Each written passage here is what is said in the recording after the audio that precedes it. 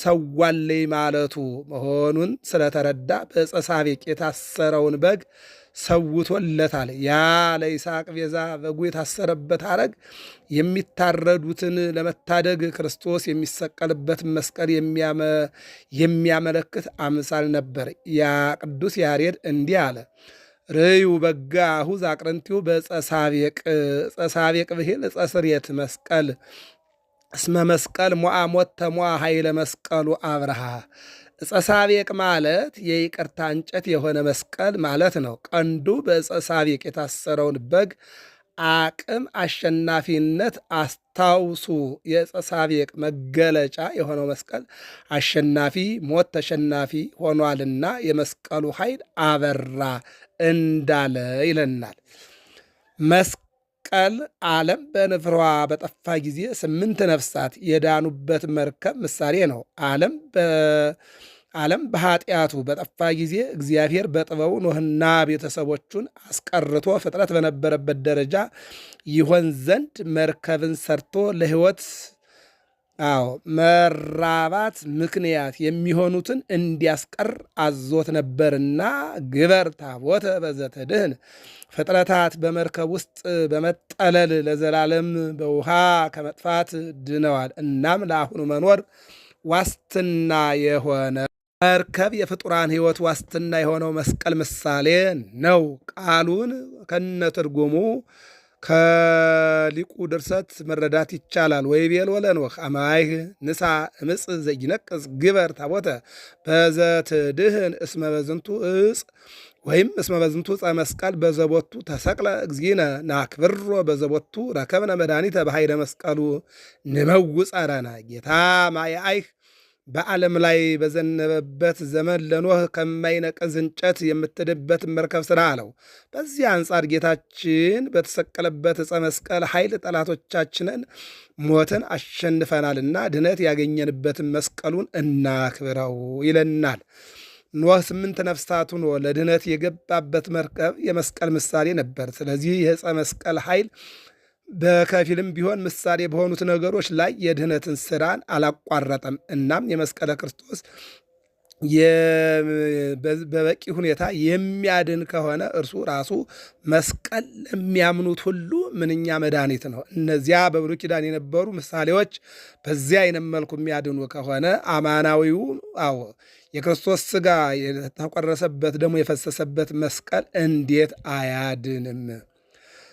መስቀል የነሐስ እባብ መስቀያ ምሳሌ ነው። የንጉሥ ጭፍራ በንጉሱ ወይም በአዛዡ ልዩ ማኅተም እንዲታወቅ ሁሉ የእግዚአብሔር ድርሻ የሆኑት ሁሉ በመስቀሉ ላይ ባለችው ግንዛቤና ልዩ ፍቅር ይታወቃሉ። በምድረ በዳ ከቦታ ቦታ ለብዙ ዓመታት ይመላለሱ የነበሩት እስራኤል በምድረ በዳ ከእባብ ንትፊያ መርዝ የዳኑበት መርዝ የነሐስ እባብ መስቀያ የሆነው ልዩ አርማ የመስቀል ምሳሌ ሆኖ ብዙዎችን አድኗል። ይህ ልዩ አርማ የአማኞቹን ድህነትና የሕይወት ተስፋ ተሸካሚ በመሆኑ በእርሳቸው መርዝ ለተመረዙት የአዳም ዘር በሙሉ ያለ ኃጢአት ክርስቶስ የተሰቀለበት መስቀል ምሳሌ ነው። አመይ ሰቅል ሙሴ አርዌ ምድር በገዳም ወኮነቶሙ መድኃኒተ ለደቂቀ እስራኤል እስመ ከማሁ ክርስቶስኒ ተሰቅለ ወኮነ ቤዛነ ዮሐንስ 3:14 ሙሴ በምድረ በዳ እባቡን በሰቀለ ጊዜ እባብ ለነደፋቸው የእስራኤል ልጆች ድነትን ሆነቻቸው። እንዲሁ በክርስቶስ በመስቀል ላይ ተሰቅሎ ለብዙዎች ቤዛ ሆኗል። ይህ ቃል በቀጥታ ጌታችን በዘመነ አስተምሮ ከሰጠው የድነት ትምህርት የተወሰደ ነው። ለነሐሱ እባብ የራሱ ያልሆነ የአካል ገጽታና ቅርጽ እንዲሁም ስም ተሰጥቶት እስራኤልን አድኗል። አካላዊ ቃልም ከቀድሞው የሚዳሰስ አካል ሳይኖረው በእባብ የተመሰለው ሰይጣን ባመጣው የመምሰል ጥበብ ሰውን መስሎ እስራኤል ዘነፍስ ለዘላለም አድኗልና የነሐሱ እባብ መስቀያ የመስቀለ ክርስቶስ ምሳሌ ነው። መስቀል ነው ዘደፈኑ አይሁድ የቀበሩት የጌታ መስቀል ተገኘ። ክርስቶስ ከተሰቀለ ከሞተ ከተቀበረ ከተነሳ ካረገ በኋላ ጉራን አይናቸው ሲበራ፣ ለምጻም ሲነጹ፣ ጎባጣዎች ሲተረተሩ፣ እየሄዱ የተያዘው ወገባቸው ተተርትሮ ወደ ሰላምነት ሲመለስ አይሁድ ለምቀኝነት አያርፉምና ትልቅ ጉድጓድ ቆፍረው ቀበሩት። ከ300 ዘመን በኋላ እሌኒ አወጣችው። ስታወጣችም ምናለች? ሙት አስነስቶላታል፣ ዓለም በብርሃን ተጥለቅልቋልና የጌታዬ መስቀል ይሄዋ አለች። አይሁድ የቀበሩት የጌታ መስቀል ይሄዋ ማለት ነው። ዮሃ አበባዬ ብለዋለች። የጌታ መስቀል ይሄዋ ነው። እንግዲህ ይህም ዛሬ እዮሃ አበባዬ እያልን እናከብረዋለን። ወዲያው ችቦ አብርተው አበባ ይዘው ዝማሬ እየዘመሩ መስቀል እንዲህ አበራ፣ እንዲህ አበበ፣ አብቦም አፈራ፣ ክብርም አፈራ እያሉ አሸበሸው ይላል። ከመስከረም 17 እስከ መጋቢት 10 ቀን አስቆፍራ የጌታ መስቀል ሲወጣ ሙታንን አንስቷል፣ ዓለሙ በብርሃን ተጥለቅልቋልና በዚህን ጊዜ ነው ይሄዋ የጌታ የመስቀል ብላ ለሕዝቡ አሳወቀች።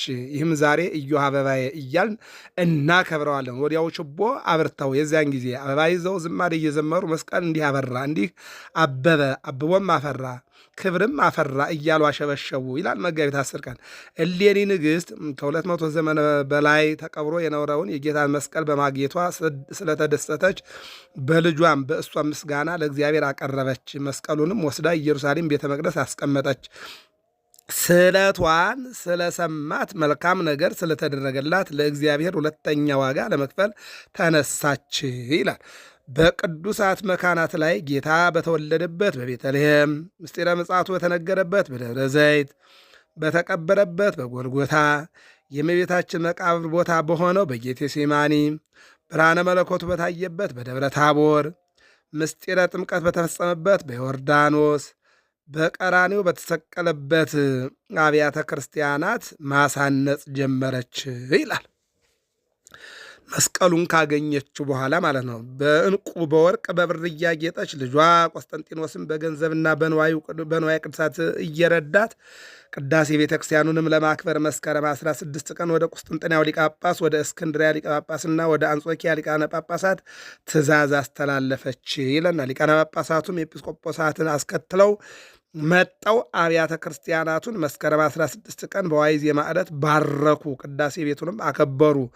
መስቀል ጽንዓ ይዘው ቅዱሳን መካናቱን ሁሉ ዞሩ። ስርዓተ ዑደት አደረጉ። የእሳቱ ጢስ አስመልክቶ ቁፋሮ የተጀመረበትን ዕለትና ቅዳሴ ቤቱን የተከበረበት አንድ ዕለት ሆኖ ይከበራል ይለን። ለዚህ ነው ቅዱስ ያሬድ መስከረም 16 ቀን ሐነጽዋ ለቤተ ክርስቲያን ወሳረርዋ በመንፈስ ቅዱስ ቤተ ክርስቲያንን ሰሯት፣ ወሳረርዋ በመንፈስ ቅዱስም አዋቀሯት፣ አገናኟት። እንተ ተሐንጸት በእደ ካህናት በካህናት እጅ የተሰራችው ነው። ተቀደሰት በአፈ ጳጳሳት በጳጳሳት አፍ የተመሰገነች ወተአትበብት በማይ ዘወይ ዘእምገቦሁ አመህማማቲሁ ከጎኑ በወጣው ማየገቦ የተሰራችውን የተገኘችውን ለሰማይ አቅድሞ ፈጠሮ ሰማይን አስቀድሞ ፈጠረው። ወበምድር ተተክለ ደብተራ በምድርም ደብተራ ድንኳን ተተከለ። ቀደሰ አብ አመሰገናት። ወማኅደሮ ረሰያ ማደሪያውም አደረጋት። አንድ ስለ ሕንጸተ ቤተ ክርስቲያን፣ ሌላው ደግሞ አማናዊቷ ቤተ መቅደስ ዘይትትነሰት በትረ ሃይማኖት ዘይትጸን ምስማኮሙ ለቅዱሳን የማትፈርስ ዘላለማዊ ቤተ መቅደስ እመቤታችን ለሰማይ አቅድሞ ፈጠሮ ሰማይን አስቀድሞ ፈጠረው። ወበምድር ተተክለ ደብተራ እመቤታችን በምድር ተገኘች። ቀደሰ አብ ወማኅደሮ ረሰያ አብም ወደዳት የወልድ እናትም አደረጋት ይለናል ቅዱስ ያሬድ ማለት ነው። 16 አሁን ላይ ታንጾተ ቤተ መቅደስም እንዲሁም ደግሞ ደመራ ደምራ መስቀሉ ያለበትን ቦታ ጭሱ አመልክቷታልና በዚህ ቀን ደመራ ይደረጋል። በ17 ግን በዓለ መስቀል ይከበራል። እንዲሁም በአንድ ደግሞ መስቀሉ ወደ ግሸን መጥቶ ያረፈበት ይከበራል። መስከረም 10 ቀንም ተቀጸል ጽጌና መስቀል የገባበት አንድ ላይ ሆኖ ይከበራል ማለት ነው። ይህንንም መስቀል በኢየሩሳሌም ቤተ መቅደስ አስቀመጠችው። ካስቀመጠች በኋላ አንዳንድ ችግር አላጣውም። ኢየሩሳሌም በየጊዜው ከጦርነት ያላረፈች ሀገር በመሆኗ ቅዱስ መስቀሉም በሕዝብ እጅ እየተማረከ በአሕዛብ በአሕዛብ እጅ እየተማረከ ከአንድ ወደ አንድ ሀገር መዛወሩ አልቀረም ነበር። የክርስቲያን ነገሥታትም በዚህ ነገር እየተናደዱና እየተቆጡ ጦራቸውን መስቀሉ ተማርኮ ወደ ሄደበት ሁሉ ማዝመታቸው አልቀረም ነበር። ወደ ቦታውም ለመመለስ ያደረጉት ድካም እጅግ የበዛ ነበር። የመስቀል ዘመቻና የመስቀል ጦርነት እየተባለ የብዙ ክርስቲያን ደም ፈሶበታል። በመጨረሻም አራቱ ክፍላተ ዓለም ለአራት ተካፍለውታል።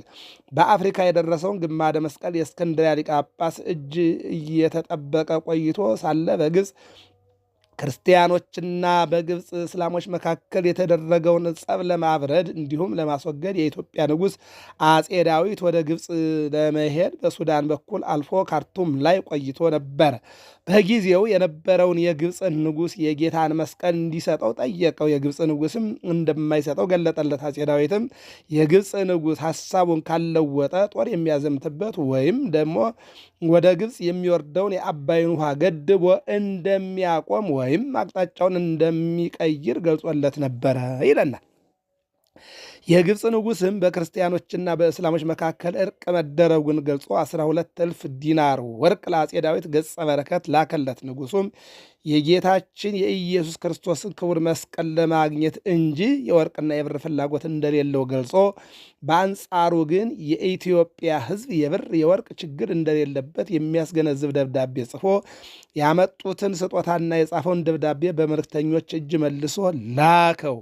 በዚህ ፋንታ ግን የጌታችን የኢየሱስ ክርስቶስን ግማደ መስቀል ለበረከት የሚፈልግ መሆኑን አስገንዝቦ ሲጽፍ ከላይ የተገለጸው ስጦታ ባይሰጠው ግን ከላይ የወሰነውን ውሳኔ እንደሚያደርግ ገለጸለት። አባይን ማለትም አባይን መገደብ ወይም አቅጣጫ ማስለወጥ እንዲሁም ጦሩን ይዞ ወርዶ መስቀሉን ማርኮ ማምጣት የኢትዮጵያ ሕዝብ ጽኑ ዓላማ መሆኑን አስገነዘበው። የግብፅ ንጉሥም የማይለወጠውን የኢትዮጵያ ንጉሥ ደብዳቤ ካነበበ በኋላ ከሊቃነ ጳጳሳቱ ጋር ተነጋግሮ የጌታችንን ግማደ መስቀልና ሌሎቹንም ንዋያተ ቅድሳት ጨምሮ በሊቀ ጳጳሳቱ በአቡነ ሚካኤል እጅ ላከለት ይላል። አጼ ዳዊትም አሰዋ ድረስ ወርዶ መስቀሉና ንዋየ ቅድሳቱን ተቀብሎ ወደ ኢትዮጵያ ይዞ ሲመጣ ስናር በተባለ ቦታ ላይ በተቀመጠበት በቅሎ ላይ በተፈጠረ ችግር በድንገት አረፈ ይላል። በአጼ ዳዊት ማረፍ ምክንያት የጌታ ክቡር መስቀል ከንዋየ ቅድሳቱ ጋር ወደ ኢትዮጵያ ሳይደርስ ዘገየ። ከቆየ በኋላ ግን የአጼ ዳዊት ልጅ አጼ ዘርዓ ያዕቆብ ሲነግስ የአባቱን አጽምና ክቡር መስቀሉን ስናር ወርዶ ወደ መካከለኛው ኢትዮጵያ ይዞ ለመድረስ በቃ ይለናል። ይህንንም ቅዱስ መስቀል አሸክሞ በመናገሻ በየረድ በደብረ ብርሃን እየዞረ ሲያስቀምጥ አንበር መስቀሌ በዲበ መስቀል መስቀሌን በመስቀለኛ ቦታ ላይ አስቀምጥ ተብሎ ተነገረው። በተነገረው አምላካዊ መልእክት ቦታውን መፈለግ ጀምሯል። የጌታ መስቀል መቼም ቢሆን ተአምር ከማድረግ አያቋረጥምና በደብረ ብርሃን በተቀመጠበት ጊዜ መጋቢት 10 ቀን ብርሃን ከሰማይ ወርዷል። በዚህ ምክንያት በዚህ ቀን አሁንም በየዓመቱ በዓሉ በደመቀ ሁኔታ ይከበራል። ወደፊትም በዚሁ መልኩ በዓሉ ይቀጥላል። ከዚያ በፊት ደብረ ብርሃን ደብረ ኢባ ትባል ነበር ይላሉ አባቶች። የቤተ ክርስቲያኑ ታሪክም ይህን ታሪክ እውን አድርጎታል። ከዚህ በኋላ በትምህርተ መስቀል አምሳል ወደሆነው ወደ አምባሰል ግሸን ደብረ ከርቤ የቅድስት ማርያም ወስደው በወቅቱ በተራራው በቅድስት ድንግል ማርያም እና በእግዚአብሔር አብ ስም ቤተ ክርስቲያን አሰርቶ መስቀሉን አስገባ። ይህን መስቀል መስከረም 1 ቀን አጼ ዘርዓ ያዕቆብ ታላቅ በዓል አድርጎ አከበረው። ይህም በዓል እስከ ዘመናችን ድረስ በመስከረም 21 ቀን በሀገር ውጭም በሀገር ውስጥም ስፍር ቁጥር የሌለው ሰው በተገኘበት ይከበራል። ወደፊትም በዚህ ይቀጥላል። በዓሉ ይከበራል። የመስቀሉ ክብር አይለየን። ዘደፈኑ አይሁድ ተረክበ ዮም መስቀል ዕፀ ሕይወት ዕፀ መድኃኒት የሆነ ሕይወትንም የሚያሰጥ የጌታ መስቀል አይሁድ የቀበሩት በእሌኒ ንግሥት ተገኘ። አይሁድ የቀበሩት የጌታ መስቀል ተገኘ። ገብረ መስቀል ሚዲያ ነው። ሰብስክራይብ፣ ላይክ፣ ሸር አድርጉ። ታሪኩን በአራት ተከታታይ ትምህርት ተማምረነዋልና ተከታተሉ። ሰላም እግዚአብሔር ከሁላችን ጋር ይሁን። መልካም በዓል ይሁንልን። ለታሰሩት መፈታትን፣ ለተራቡት ማግኘትን፣ ለወደቁት ትንሣኤን፣ ለተሰደዱት መልስን፣ በጥላቻ ውስጥ ላሉ ፍቅርን፣ የተለያዩትን አንድ የሚያደርግ የመስቀል በዓል ያድርግልን። ሰላም እግዚአብሔር ከሁላችን ጋር ይሁን።